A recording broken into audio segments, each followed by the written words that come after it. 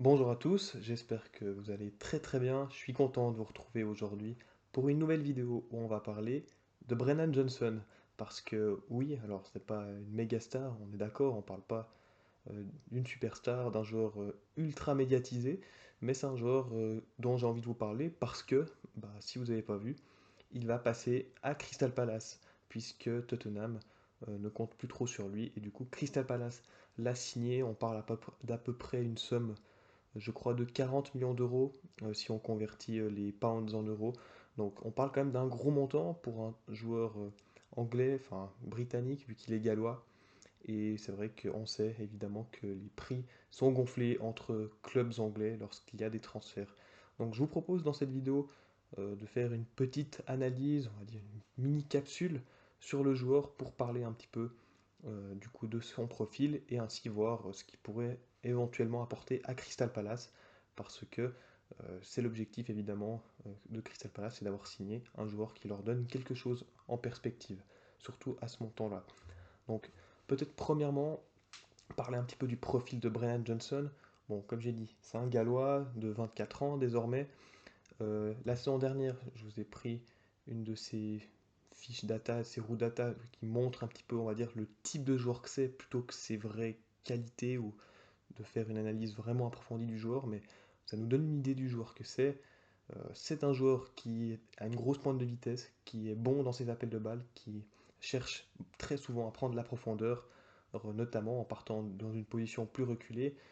C'est un attaquant donc qui peut jouer à gauche comme à droite, un peu plus à droite peut-être. Il peut même jouer dans l'axe, même si quand il joue dans l'axe, il ne faut pas le faire jouer, je pense, en tant que numéro 9. Il n'a pas la carrure physique et les capacités de tenir, on va dire, de bonne manière ce rôle. Mais par contre, c'est un joueur qui peut être utile et même assez performant, je pense, dans un rôle de second attaquant, avec un attaquant plus puissant, avec un vrai neuf autour duquel il peut tourner, graviter.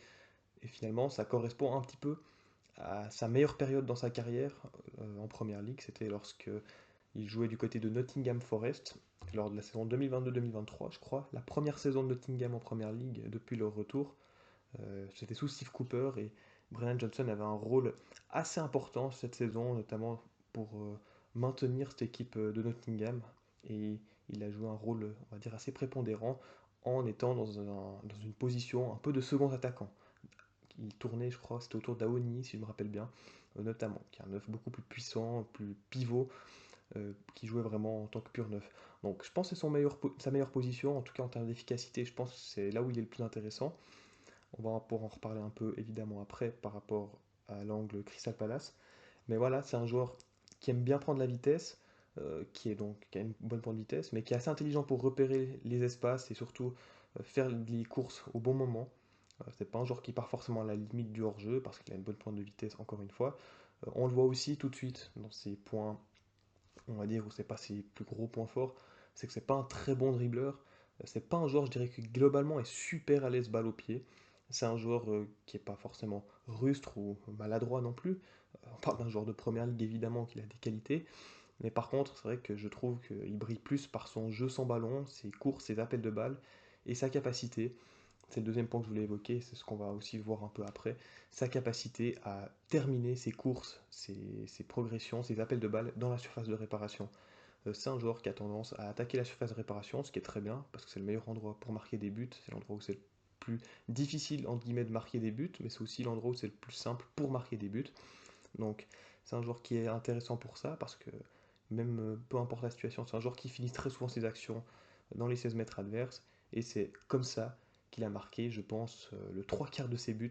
Il a vraiment un type de but qu'on va détailler après, qui est des buts au second poteau, où je pense que, bon, je sais pas si c'est le moment de vous refaire une compilation de tous les buts de Brennan Johnson à Tottenham ou dans sa carrière, mais vous verrez que si vous voyez un, deux buts, euh, beaucoup de ces buts se ressemblent. Finalement, c'est ce que je veux dire.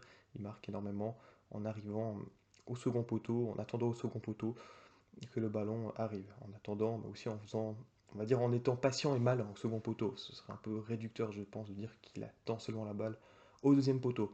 Mais vous allez voir que c'est quand même son point fort. Bah voilà, on va l'illustrer. Typiquement, bon, j'ai repris des images que j'ai trouvées sur The Athletic, que je lis beaucoup, hein, évidemment, puisque c'est, je pense, l'une des meilleures sources pour, on va dire, suivre la première ligue de manière assez générale, mais aussi assez approfondie. Il y a des super articles qui paraissent assez régulièrement. C'est payant, évidemment, mais je ne fais pas de promotion, mais je préfère le dire. C'est pas des images qui viennent de ma propre main, on va dire, tout simplement. Donc, Hugminson, on le voit de l'autre côté, et Brennan Johnson, on le voit à l'opposé, sur le côté droit, donc contre nous. Et vous allez voir que sur cette action, c'est un but classique. Et c'est une action classique de transition, de contre-attaque en fin de match. En plus, là, on voit. Mais Brian Johnson, c'est un peu son mouvement. Il va toujours rester un peu au second poteau, comme ça, à l'écart du jeu, pour un peu se faire oublier, être dans l'angle mort des défenseurs qui ne le voient pas. Et il surgit au dernier moment, forcément. C'est bien parce qu'il est dans l'angle mort des défenseurs. C'est évidemment une qualité intéressante. Et ça, il le fait très bien. Là, on va le revoir à nouveau. Il est dans l'angle mort de Benmi, défenseur de Brentford. Il demande le ballon. Il va recevoir le ballon. J'ai pas mis de screen, mais c'est exactement pareil. Et puis même là, on voit sur cette séquence, il va à nouveau, il arrive de l'extérieur, il va revenir dans la surface de réparation, le défenseur le voit au dernier moment, il a un avantage sur lui. Et c'est aussi pareil ici où on voit, il est de nouveau dans l'angle mort de son défenseur, il est au second poteau, il attend tranquillement, soit que le ballon lui arrive dans les pieds. Donc ça c'est un peu son trademark but, j'ai envie de dire son trademark goal, un peu son but signature. C'est pas mal. Maintenant, je dirais pas que c'est quelque chose d'exceptionnel non plus, dans le sens où c'est quand même un peu plus facile d'attendre au second poteau que le ballon arrive, et globalement, euh, les ballons qui arrivent au second poteau sans être touchés, interceptés, c'est assez rare. En tout cas, c'est plus difficile qu'au premier poteau, évidemment, où tu as plus de chances de toucher le ballon si tu y vas en premier, vu que potentiellement bah, tu peux battre les défenseurs. Là, tu dois quand même compter sur plusieurs défenseurs qui soient mis hors de position. Mais voilà, lui, il joue très bien là-dessus, et il faut quand même lui reconnaître qu'il a marqué beaucoup de ses buts comme ça, donc il faut croire quand même que ça marche tout de même, en tout cas un minimum. Et on peut encore l'illustrer un peu plus avec cette map où on voit Brennan Johnson. Bon, là j'ai pris sous ces différents angles où il marque les buts, j'aime bien voir ça toujours parce que ça montre un peu si le joueur est capable de marquer depuis différentes positions par rapport au but, ça montre entre guillemets, sa palette de finition, s'il en a une de développer ou pas. Lui, pour le coup, il a des angles, enfin, il peut marquer depuis différents angles. Globalement, on voit, il marque à peu près dans tous les angles des buts, donc ça, c'est pas mal. Après, par exemple, c'est pas un joueur, pour rajouter, c'est pas un joueur qui est super adroit des deux pieds, même s'il se débrouille bien du pied gauche, il est pas si maladroit que ça pour finir les actions, je trouve, mais ça reste un joueur assez pied droit, très pied droit, pardon. Donc voilà, il marque des buts depuis différents angles, mais ce qui est surtout frappant c'est surtout pour ça que j'ai mis on va dire, cette map, c'est que bah, il marque la plupart de ses buts comme un vrai numéro 9 dans la surface de réparation, dans les 6 mètres carrément. On voit beaucoup de buts qu'il a inscrits sont marqués là. Et ce qu'il faut rappeler, c'est que c'est pas un numéro 9, c'est que c'est un ailier qui peut jouer à gauche, à droite ou un second attaquant. C'est surtout là qu'il joue à Nottingham Forest. À Tottenham, il était vraiment cantonné à un rôle d'ailier un peu. Mais voilà, tous ses buts ou presque, il les marque. En tout cas, une bonne partie de ses buts, il les marque dans les 6 mètres. C'est là où c'est un peu plus simple en guillemets de marquer. Et sinon, tous ses buts, on le voit, ils sont quand même globalement au point de penalty ou même avant. Donc c'est un joueur qui a quand même tendance à finir ses actions, et ça colle un peu à ce qu'on montrait avant. C'est un joueur qui a tendance à finir ses actions dans les 16 mètres, à être proche du but, à attaquer cette zone, là du point de penalty ou voire plus près. Et c'est comme ça qu'il marque des buts. Donc ça reste un joueur qui a du flair, pour ça il faut le dire, il faut le reconnaître. Et pour Crystal Palace, je pense que c'est intéressant parce que c'est une équipe, et on va venir maintenant pour terminer à l'angle Crystal Palace, je pense que c'est intéressant pour eux d'avoir un joueur en plus déjà, parce que Glasner s'est plaint plusieurs fois en conférence de presse que son effectif était trop court pour jouer la Coupe d'Europe et la Première Ligue, plus les coupes. Il a pas tort, je pense que Crystal Palace est un des effectifs les moins fournis en quantité du championnat anglais. Et franchement, c'est clair que ça peut être un peu compliqué, surtout quand tu as des joueurs un peu blessés ou tu as des absents, avec la canne notamment. Donc c'est une bonne chose, ça t'ajoute une vraie option offensive. Je dirais par contre que c'est un profil qui ressemble un petit peu. Évidemment, il est différent, mais il a quelques caractéristiques similaires à Ismail Assar.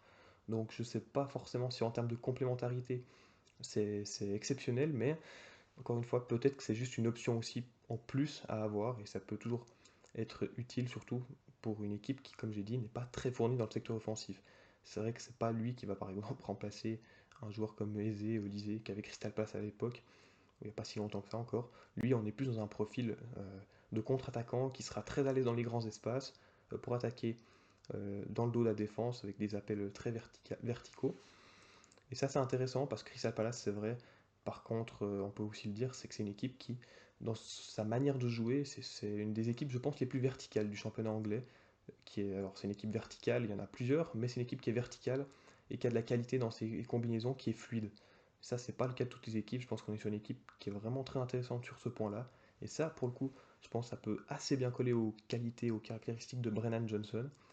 Par exemple, si on prend une autre équipe très verticale, je sais pas, Bournemouth, c'est une équipe qui est aussi très très directe dans son jeu, mais par contre, c'est beaucoup plus une équipe qui joue sur les seconds ballons, sur les duels aériens, et qui vraiment mise sur les duels homme à homme avec les ballons, ils retombent. Là, Crystal Palace, c'est une équipe qui est un peu plus fluide, qui est un peu plus, on va dire, esthétique, entre guillemets, dans son foot en contre-attaque, et qui est assez intéressante sur ça. Et c'est vraiment une équipe qui, je pense, peut convenir du coup aux qualités de Brian Johnson, qui n'est pas le meilleur joueur avec le ballon, mais qui est assez bon quand il touche, on va dire, moins le ballon, ou quand il touche le ballon avec. Il touche peu de fois le ballon avec ses pieds, peut-être, c'est la meilleure manière de dire les choses, et lorsqu'il peut finalement finir les actions ou arriver, lancer en seconde vague dans la surface de réparation. Et ça, c'est pas mal aussi parce que, comme on l'a dit, c'est pas un excellent dribbleur, on peut revoir hein, ce qu'on a mis sur sa map, c'est pas un excellent dribbleur ou un joueur qui t'amène beaucoup de danger avec le ballon par la percussion, mais du coup, c'est pas forcément ce qu'on va lui demander à Crystal Palace, parce que dans le système d'Oliver Glasner, bah, il sera, je pense, cantonné, entre guillemets cantonné, un rôle du joueur qui est derrière l'attaquant, comme peut l'être, bah, je sais pas, par exemple Ismaïla Sarr derrière Mateta, voilà, ou Jérémy Pinault. Je pense que c'est un joueur qui du coup aura un peu ce rôle-là, et dans cette position-là, bah, je le vois intéressant parce qu'il sera potentiellement un peu plus axial, notamment dans le jeu, et il n'aura pas forcément un besoin de forcément faire des différences balle au pied, ce qui n'est pas sa qualité première, je trouve. Donc voilà, qu'est-ce que vous pensez de Brennan Johnson? Qu'est-ce que vous pensez de ce transfert? Je sais que c'est pas le joueur le plus intéressant ou même le plus, ouais, le plus beau à regarder, j'ai envie de dire, le plus esthétique. C'est pas un top player pour être honnête, mais c'est un joueur quand même de première ligue qui a des qualités claires et je pense que c'est intéressant de dire ce que vous pensez de ce transfert. Moi, pour redonner mon avis, vous l'avez compris, je pense que c'est un bon coup de Crystal Palace, même si par contre, je l'avais je crois dit en tout début de vidéo, mais c'est trop cher. Je pense quand même que pour ce prix-là, tu pouvais trouver peut-être un peu mieux ailleurs qu'en première ligue, par exemple, même en Ligue 1. Donc moi je vous dis à très très vite pour de prochaines vidéos et à bientôt.